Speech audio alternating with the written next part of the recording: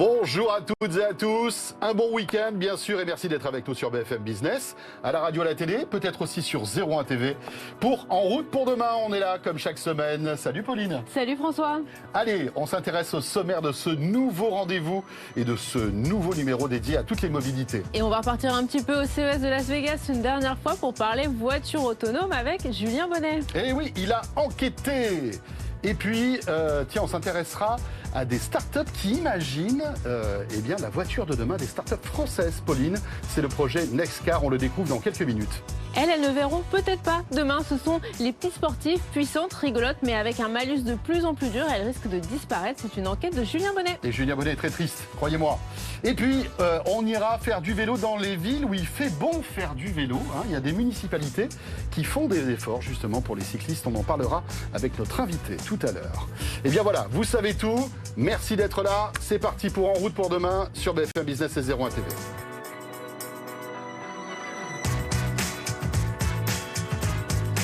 BFM Business et 01 TV présente En route pour demain avec Pauline Ducamp et François Sorel.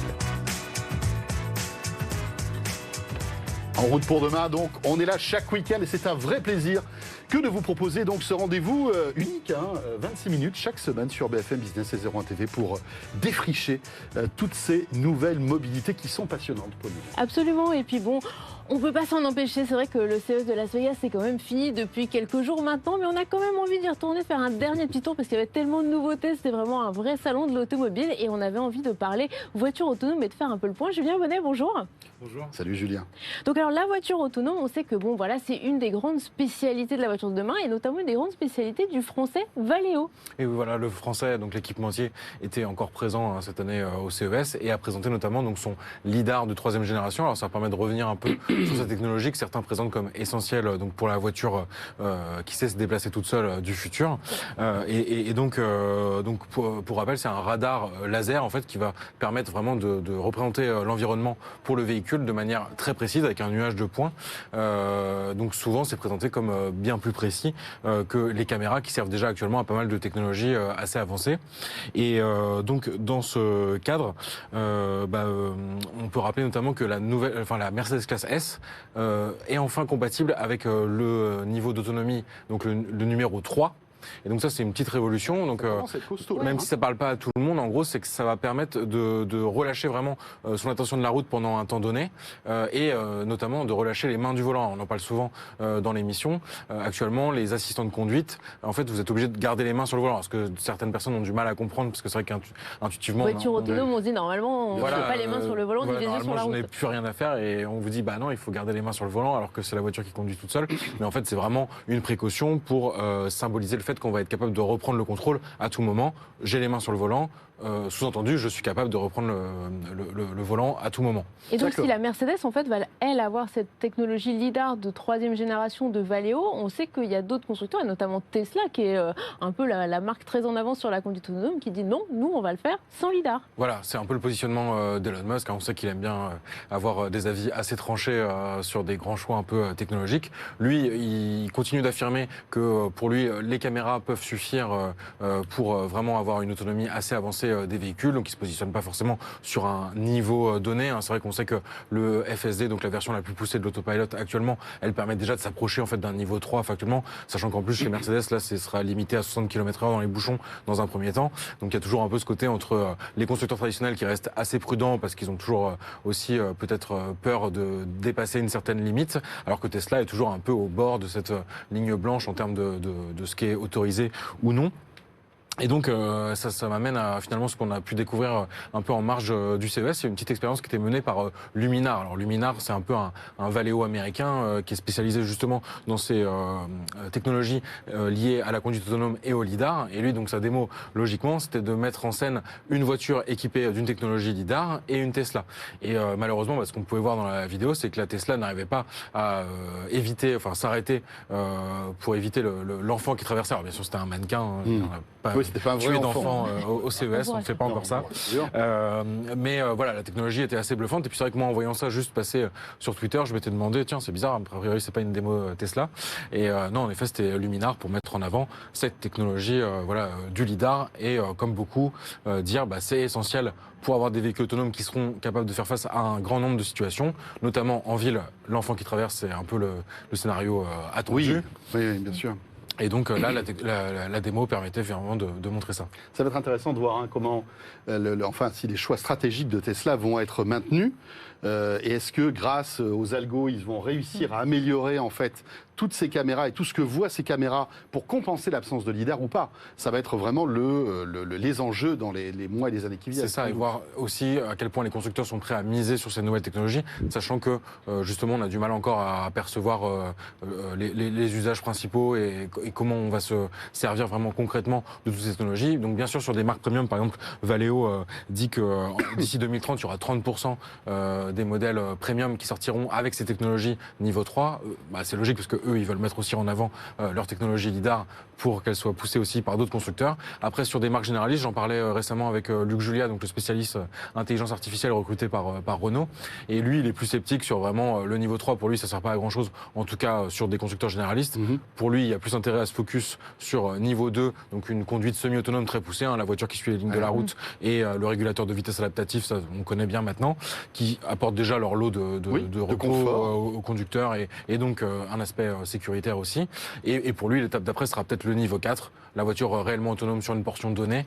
On appuiera sur un bouton, on saura que par exemple sur ma portion d'autoroute, je peux être tranquille et évacuer mes occupations pendant ce temps-là. On a une petite alerte au moment de peut-être rejoindre la barrière de péage, enfin ce qui symbolisera la fin de la portion automatisée. C'est un peu comme ça qu'on peut l'imaginer pour et là, sur ce tronçon-là, on pourra imaginer ne pas tenir le volant du tout, au niveau 4. Oui, ça, complètement. Même dormir, même finalement, faire complètement. C'est ça, parce que pour autre chose. l'instant, le niveau 3 chez Mercedes, c'est ça que je trouve rigolo d'étudier un peu les débuts de ce niveau 3. C'est que par exemple, on peut consulter ses mails, on peut lire des SMS, mais on a interdiction de dormir parce qu'on ne sait pas encore trop à quel point. Il faudrait quand même pouvoir réagir à un moment ou à un autre. Voilà, le réveil de la sieste peut être un peu brutal s'il faut vraiment reprendre les commandes. Normalement, il y a un petit temps d'adaptation, mais c'est ça qui est toujours passionnant dans ces questions-là, c'est la reprise de contrôle, comment ça se passera concrètement. Et puis rappelons évidemment que tout cela est régi par la législation qui doit évoluer et qui doit être compatible en fait. Absolument. Ces niveaux d'autonomie qui arrivent petit à petit. Bien sûr. Dans l'actualité de ce CES aussi, je voulais vous parler quand même de Vegas Loop, parce qu'on évoquait Tesla conduite autonome, mais il y a d'autres projets qui impliquent ça. Un projet qui a intéressé beaucoup de journalistes et beaucoup de curieux en fait au CES de Las Vegas. C'est ce projet de tunnel souterrain que Elon Musk est en train de faire tout autour de Las Vegas. Alors, pour l'instant, il y a un seul tronçon qui a été construit et qui, en fait, traverse le Convention Center. Le Convention Center, c'est un immense centre de congrès qui est tellement long qu'il faut 3 quarts d'heure à pied pour le traverser. Et là, en fait, grâce à 2 stations qui sont de chaque côté de ce Convention Center, vous traversez le tunnel en 2 minutes. Voilà. Alors, rien d'autonome pour l'instant. Il faut comprendre derrière tout ça que c'est plus une expérimentation que The Boring Company, la compagnie d'Elon Musk, essaie de proposer. Alors vous voyez les images si vous êtes avec nous à la télé. Vous rentrez dans une Tesla, vous avez un chauffeur pour l'instant, et vous allez rentrer dans un tunnel qui est assez étonnant parce qu'il est tout petit, un tunnel très étroit qui fait un peu penser à un truc de science-fiction. On dirait que voilà, il y a un vaisseau spécial qui va rentrer là-dedans. Toujours un peu l'image d'Elon Musk. Enfin, le tunnel est très design. Et donc, au bout de ce tunnel, vous ressortez et vous arrivez de l'autre côté, en fait, du Convention Center. Tout le monde se dit, mais ça sert à quoi? Parce que finalement, des tunnels, ça fait quelques années que ça existe. C'est un peu le métro, mais avec des voitures, en fait. C'est ça. Mais à terme, Elon Musk va enlever les chauffeurs. Et tout ça sera régi par des Tesla autonomes qui seront réglés au millimètre près et qui permettront, en fait, à tous les visiteurs, les touristes, de se balader dans Las Vegas comme ils le veulent en empruntant ce tunnel. Ils ne pourront pas le faire avec leur voiture. Ce sont des Tesla qui sont déjà dans un parc dédié à ça. Et l'idée, c'est que la municipalité de Las Vegas a signé avec The Boring Company un tunnel de 50 km qui fera tout le tour de Las Vegas avec 51 stations qui s'arrêteront chacune à des endroits, on va dire, clés de Las Vegas, des hôtels, des lieux, on va dire, voilà, important de Las Un mélange Vegas. de services de transport en commun, finalement, dans une ville qui est quand même très embouteillée, Las Vegas. Voilà, mais qui discutait, enfin voilà, c'était Et puis, assez... on a vu que ça réagissait beaucoup sur Twitter, parce qu'il y avait notamment ces vidéos où on a vu des premiers bouchons se créer. Mais c'est vrai que, comme tu le rappelles, c'était vraiment une expérience aussi pour montrer un peu à quoi ça ressemblerait dans le futur. Mais c'est sûr qu'avec 2 stations, on arrive rapidement à une situation de bouchon.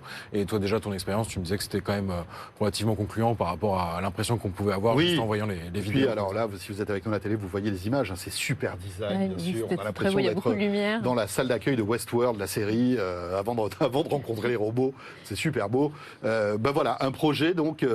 Voilà, un test qui se fait à Las Vegas. On verra si demain ça arrivera dans d'autres villes. Mais visiblement, d'autres villes sont déjà intéressées par Oui, ce puis on concept. avait déjà vu en plus un petit teasing avec des images de synthèse et des modules très futuristes. Donc c'est vrai que forcément, là, il y avait une petite déception par rapport à la réalité, mais c'est que le début. Donc attendons de voir la Ça suite. prend forme. La voiture autonome prend forme. C'est ça, complètement. Merci beaucoup, Julien. Merci à vous. Julien Bonnet, donc journaliste à BFM Business. Et on va revenir en France maintenant et s'intéresser à ces startups qui pensent à la voiture de demain, Pauline. Absolument, on va accueillir Marc Charlet de Nextmove. BFM Business et 01 TV présente En route pour demain, l'invité. Et alors on reste dans le domaine de la voiture du futur puisqu'on va parler d'une voiture d'ailleurs qui s'appelle Nextcar. Le nom est tout trouvé, on va parler de la voiture de demain. Et c'est la voiture qui a été conçue par le pôle de compétitivité Nextmove. Marc Charlet, bonjour. Bonjour. Vous êtes le directeur général de ce pôle de compétitivité. Alors quelle était l'idée derrière cette voiture qui rassemble 6 innovations de différentes PME? Alors, déjà, Nextmove, c'est quoi? C'est un pôle de compétitivité qui fédère sur le territoire de l'Île-de-France et de la Normandie, ce qu'on appelait la Mobility Valley, plus de 600 acteurs, des grands groupes, des PME, des labos, des startups. Et on les fédère, on anime cet écosystème et puis on accompagne leurs projets d'innovation, leurs projets d'expérimentation et leurs projets d'industrialisation. Et ça fait 15 ans qu'on fait ça. Et c'est vrai que depuis quelques années, on a identifié un besoin de la part de nos PME et surtout de nos petites entreprises, nos TPE, d'expérimenter leurs innovations. Elles ont des belles pépites et elles ont du mal à les valoriser. Et elles ont du mal à les valoriser surtout auprès des donneurs d'ordre. Et donc, on est parti du constat de la nécessité de pouvoir leur proposer un démonstrateur mutualisé où elles pourraient intégrer leurs innovations et ainsi pouvoir accéder plus facilement au marché. Donc, elle est venue de là, l'idée. Et on a trouvé un financement qui nous a permis de le faire dans le cadre d'un contrat de plan entre la région et l'État. Et on est financé par l'ADEME et la région Normandie pour justement mettre en œuvre ce démonstrateur qui réunit les innovations de nos PME. Et c'est ça, cette voiture Nextcar, alors qui regroupe, on a la technologie de Good Angel, c'est un éthylotest anti-démarrage, on a aussi un système de connexion automatique pour la voiture électrique, on a un système sonore vibratoire. C'est quand même des technos qui sont très très différentes. Oui, c'est très différent. Ça prouve aussi que notre écosystème est très diversifié. Là, on vient de lancer Nextcar. Donc pour l'instant, il y a 6 innovations. Mais l'objectif, c'est qu'on en ait une vingtaine d'ici la fin de l'année. On veut mutualiser le maximum. Les pépites, on en a partout. Et on veut répondre aux enjeux majeurs de la filière. Donc ça va être quoi?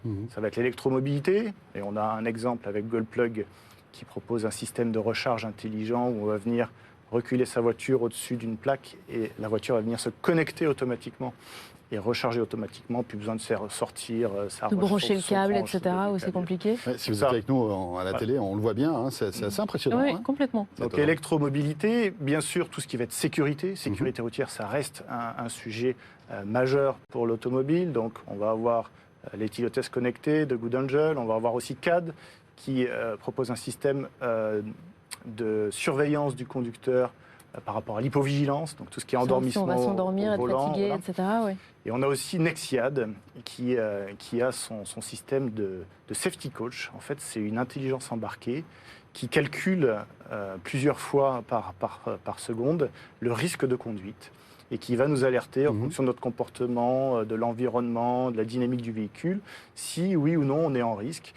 On a beaucoup entendu parler de l'éco-conduite et maintenant on va faire de la safety conduite, c'est-à-dire améliorer aussi le comportement de sécurité du conducteur. Marc Charlet, on voit donc c'est une espèce de vitrine technologique hein, que ce véhicule. Qu'est-ce que vous avez derrière la tête? Après, c'est de proposer des packages aux constructeurs automobiles. C'est quoi l'idée derrière tout ça? L'idée, c'est de créer de l'activité et de l'emploi en France, avant tout. Ces startups, ces pépites, elles sont françaises. Il faut qu'elles accèdent au marché des grands comptes, des constructeurs, des équipementiers. Donc ça, c'est vraiment la volonté de ce démonstrateur. C'est s'appuyer sur la force du réseau NextMove pour promouvoir ces innovations et que ces innovations, elles créent de l'emploi et de l'activité sur nos territoires. Et après, oui, l'enjeu, c'est bien sûr, c'est ça, c'est que les constructeurs s'approprient ces innovations, aident à les développer et fassent en sorte qu'elles soient demain dans nos véhicules. Il y a déjà eu des commandes, il y a déjà eu des commandes sur ces technologies qu'on voit dans ce véhicule-là? Pour l'instant, non. Pour l'instant, on en est au tout début, comme je disais. On a prévu des sessions de Tech Day chez les constructeurs, chez les équipementiers aussi. On va être présent sur les principaux salons professionnels de la filière en 2022 pour pouvoir démontrer les innovations de nos membres et faire en sorte qu'elles soient achetées, bien sûr. Alors, il y a énormément de startups qui sont dans ce domaine-là. J'imagine que la sélection a dû être difficile, non ? La sélection n'est pas évidente. On est vraiment aujourd'hui dans la période où il faut réussir à convaincre aussi du collaboratif. C'est-à-dire que d'avoir un démonstrateur mutualisé et collaboratif, ce n'est pas forcément dans les mœurs en France, et les PME hésitent un petit peu. Et c'est aussi la raison de ma présence ici, c'est venez rejoindre la Nexcar, venez intégrer vos innovations de manière à pouvoir faire de cet outil un vrai outil de promotion des innovations de la filière. Voilà, ça s'appelle NextMove. Merci beaucoup. Merci à vous. Marc Charlet, d'être passé par le plateau de En route pour demain. Rappelons que vous êtes le directeur général de NextMove. Il est temps de retrouver notre essai de cette semaine. Absolument, et c'est pas la voiture de demain, ce sera peut-être d'ailleurs les voitures d'hier. En effet, avec le malus, les petites sportives, ces petites voitures un peu puissantes, risquent de disparaître avec des malus de plus en plus élevés. Julien Bonnet fait le point avec Jean-David Duhart. BFM Business et 01 TV présente En route pour demain, l'essai. Et oui, pour marquer la nouvelle année, on fête en 2022 les 14 ans du malus automobile. Donc depuis 2008, le principe, il est simple.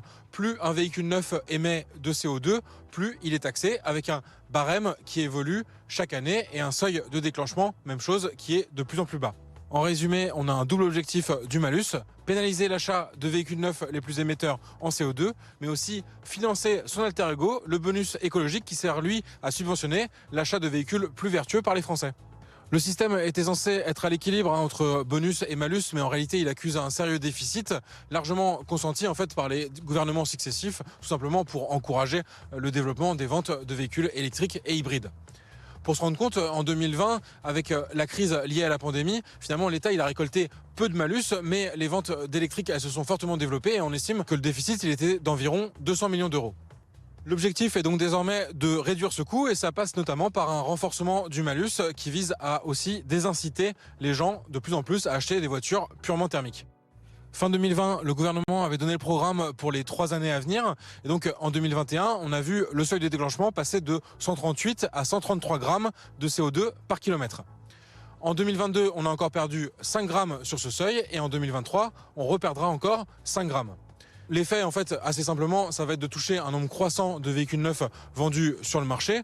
Pour se rendre compte, en 2019, donc avant ces baisses successives du seuil de déclenchement du malus, il y a quand même un tiers des véhicules neufs vendus en France qui avaient dû payer un malus automobile. Pour illustrer le contexte actuel avec 2 exemples un peu extrêmes, je suis entouré aujourd'hui de 2 berlines compactes sportives. Donc à ma droite, la Golf GTI Club Sport et à ma gauche, l'Audi RS3. Sous le capot de la Golf GTI, on retrouve un moteur 4 cylindres essence de 300 chevaux et avec 169 grammes de CO2 par kilomètre, elle devait payer en 2021 un malus d'environ 3 000 euros. Donc rapporté à un prix catalogue d'environ 47 000 euros, ça fait déjà 6% du prix à rajouter en malus. En 2022, avec la hausse du malus, ce sera 8% de son prix à rajouter et en 2023, 11%. On va encore un peu plus loin avec l'Audi RS3 et son moteur 5 cylindres 400 chevaux. Là, on est sur un niveau de 207 grammes de CO2 par kilomètre. Donc en 2021, le malus était d'environ 20 000 euros. Si on le rapporte au prix catalogue de cet Audi RS3 qui est de 70 000 euros, c'est environ 28% du prix d'achat à rajouter sous forme de la surtaxe. Ce sera 33% en 2022 et 40% en 2023 avec un malus qui atteindra la somme astronomique de 28 000 euros. Mais ces mauvais élèves en termes d'émissions, ils rapportent quand même beaucoup en termes de recettes fiscales. À ma droite, donc la Golf GTI Club Sport, si on prend les véhicules qui émettent comme elle 169 grammes de CO2, en fait sur les ventes 2021, ça représente environ 2000 modèles pour des recettes fiscales estimées à environ 5,5 millions d'euros. Et si on prend des modèles comme l'Audi RS3 qui émet 207 grammes par kilomètre, on est sur des volumes de vente beaucoup plus restreints. On était autour de 138 unités entre janvier et novembre 2020, d'après les données que nous ont fournies à Data. On se retrouve quand même avec 2,7 millions de rentrées fiscales. Nos voitures restent quand même des exemples assez extrêmes. En 2021, 3/4 des malus qui ont été versés étaient inférieurs à 450 €. Avec la Golf GTI Club Sport, on rentre dans un club de malus assez élevé. Donc les 3 000 € qu'elle devait débourser en 2021, et bien finalement, si on reprend les immatriculations, entre janvier et novembre 2021, on a environ 20 000 voitures qui ont dû payer un malus compris entre 2 000 et 5 000 €. Et avec l'Audi RS3 et donc son malus d'environ 20 000 €, là on rentre dans un club encore plus fermé.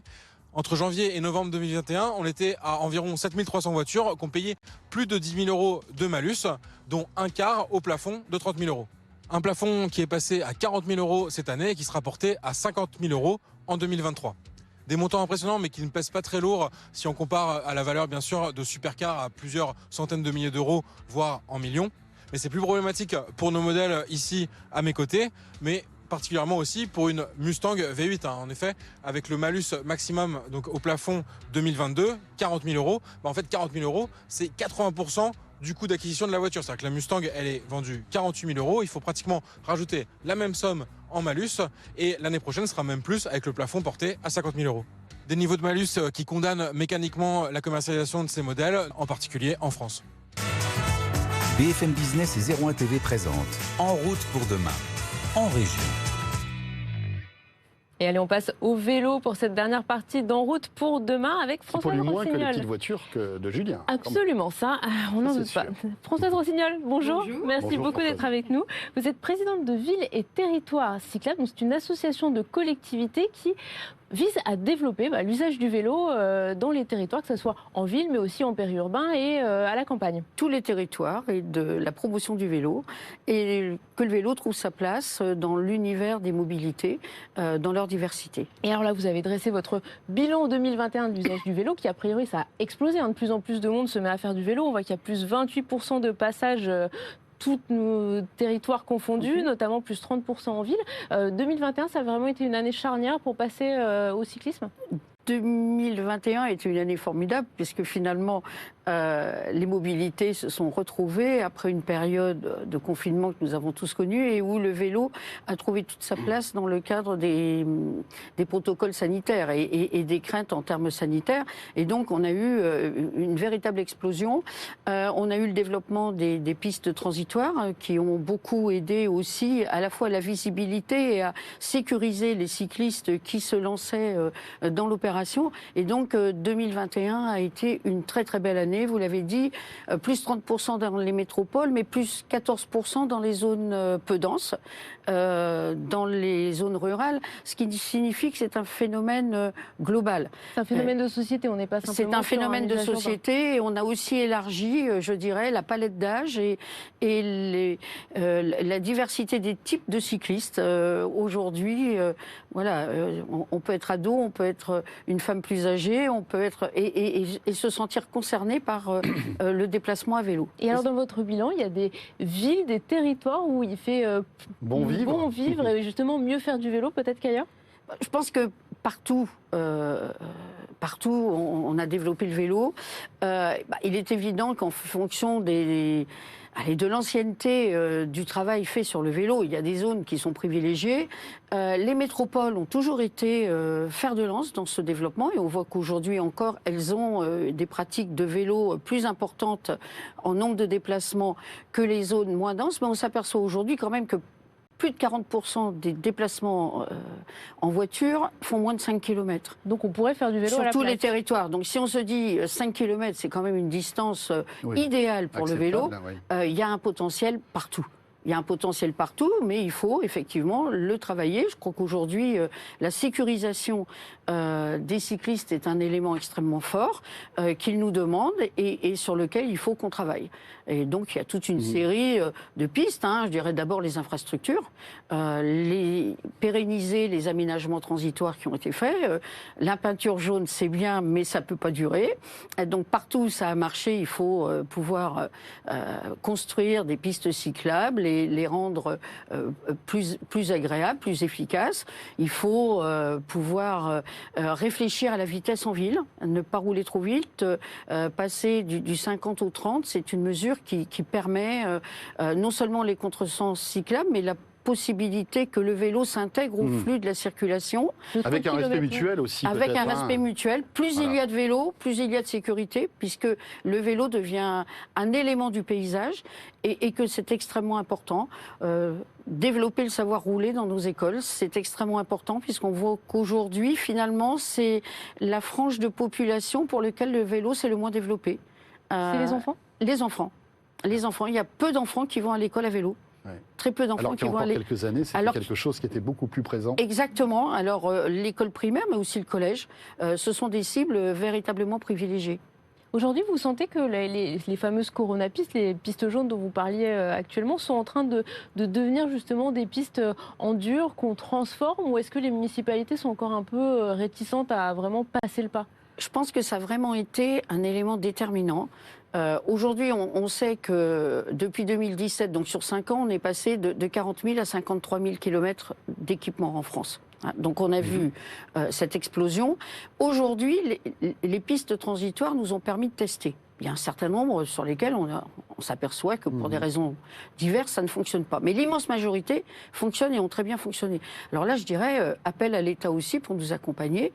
Ce sont des aménagements qui sont coûteux. Donc les budgets, les collectivités ont augmenté les budgets, c'est certain, mais il nous faut être accompagnés. Merci beaucoup Françoise Rossignol, donc présidente des villes et des territoires cyclables. Pour terminer ce En route pour demain, merci de nous avoir suivis. C'est toujours un plaisir que de vous accompagner tous les week-ends à la fois sur BFM Business et 01 TV. On sera là la semaine prochaine, bien sûr, Pauline. Absolument, François. Bon week-end à tous. À la semaine prochaine. En route pour demain, l'innovation de la mobilité sous toutes ses formes. Pauline Ducamp, François Sorel.